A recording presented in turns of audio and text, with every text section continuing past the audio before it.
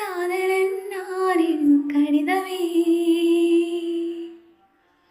பொன்மணி உன் வீட்டில் சௌக்கியமா நான் இங்கு சௌக்கியமே உன்னை எண்ணி பார்க்கையில் கவிதை கொற்றது